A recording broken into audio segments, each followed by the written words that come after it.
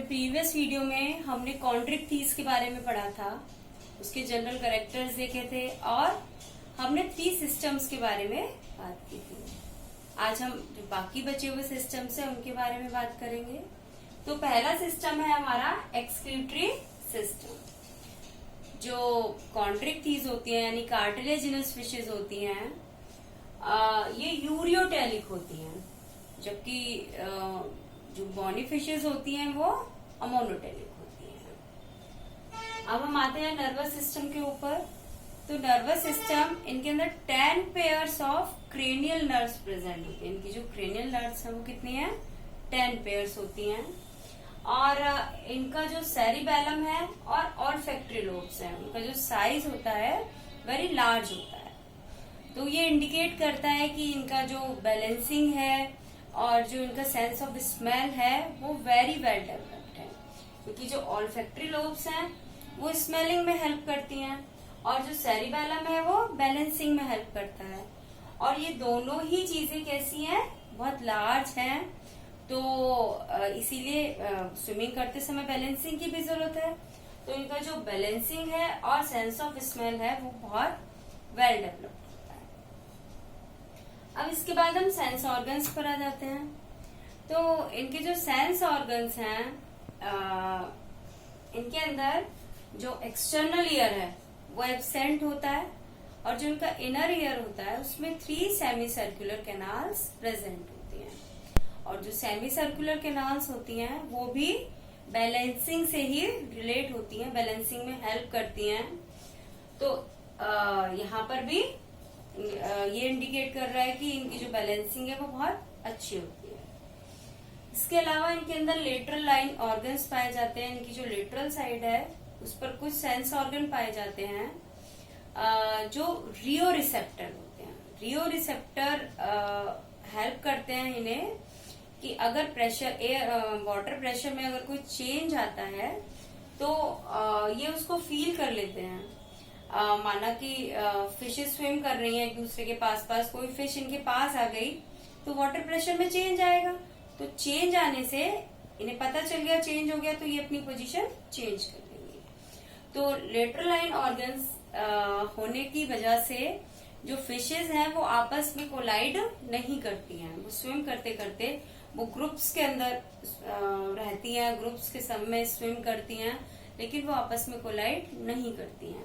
तो इसका रीजन है कि इनके अंदर पाया जाता है लेटरल लाइन ऑर्गन्स। इसके अलावा इनका जो स्नाउट होता है, यानी इनका जो आगे वाला माउथ वाला जो पोर्शन है, वहां पर एम्पुला ऑफ लॉरेंजिनी पाए जाते हैं जो कि थर्मो रिसेप्टर्स होते हैं। यदि टेम्परेचर में कोई चेंज आता है तो ये उसको फील कर लेते हैं with the help of ampulla of Lorenzini. तो ये हमने एक्सक्रीटरी सिस्टम, नर्वस सिस्टम और सेंस ऑर्गन्स के बारे में पढ़ा। अभी हम रिप्रोडक्शन के बारे में पढ़ेंगे।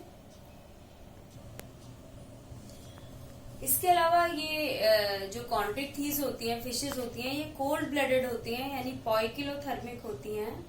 यानी इनका जो बॉडी का टेम्परेचर है वो एक्सटर्नल एनवायरनमेंट से अफेक्ट होता है। यानी बाहर अगर ठंड है तो इनकी बॉडी का टेम्परेचर कम हो जाता है और बाहर गर्मी है तो वो बढ़ जाता है। अब हम बात करते हैं रिप्रोडक्शन की। तो most of the cartilaginous fishes are oviparous, यानी वो एग लेइंग होती हैं, but some are ovoviviparous and some are viviparous. कुछ ओवोविविपेरस होती हैं और कुछ विविपेरस होती हैं। ओवोविविपेरस में जो एग का फॉर्मेशन होता है, लेकिन जो एग का डेवलपमेंट है वो फीमेल की बॉडी के अंदर ही होता है।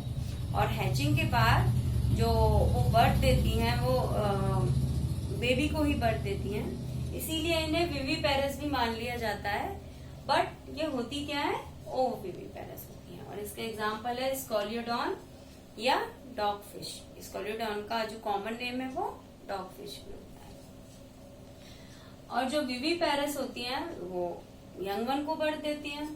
तो इसका एग्जांपल जायजिना एंड प्रिस्टिस। अब हम बॉडी शेप की बात करें तो जो कार्टिलेजिनस फिशेज हैं वो 2 टाइप्स की होती हैं।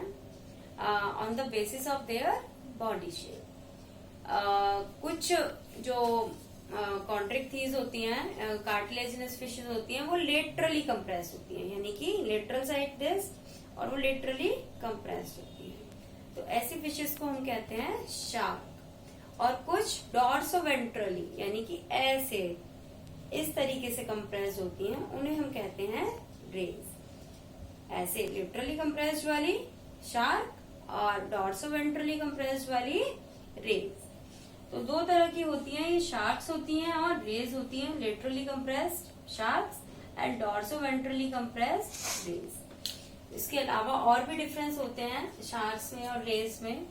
जो शार्क्स होती हैं वो सरफेस फीडर होती हैं, यानी कि वो जो अपर मोस्ट लेयर होती है ओशन की, वहां वो स्विम करती हैं और वहीं से वो फीड करती हैं।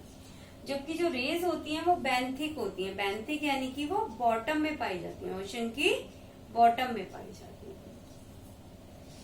गिल स्लिट्स की बात करें और स्पाइरेकल की बात करें, तो जो शार्क होती हैं उनके अंदर गिल स्लिट और स्पाइरेकल लेटरल साइड में प्रेजेंट होते हैं। हमने डायग्राम में भी देखा था, कहाँ प्रेजेंट होते हैं, वो लेटरल साइड में प्रेजेंट होते हैं।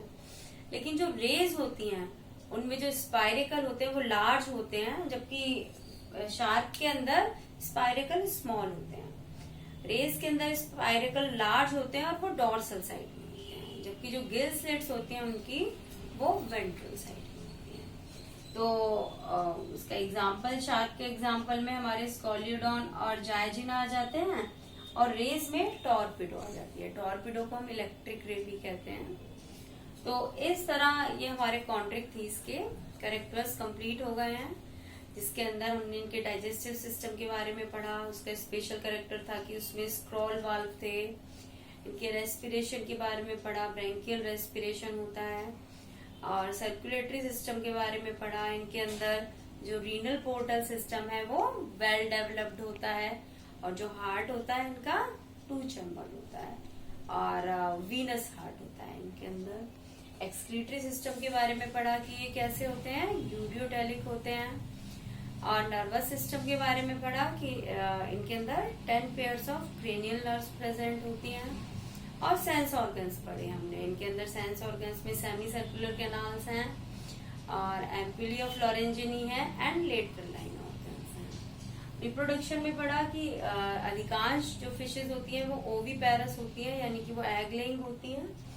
कुछ ओवोविविपेरस भी होती हैं और कुछ विविपेरस भी होती हैं। बॉडी शेप के बेसिस पर ये 2 टाइप्स की होती है, और sharks and rays. Shark literally compressed होती है और रेज डॉर्सोवेंट्रली कंप्रेस्ड होती हैं।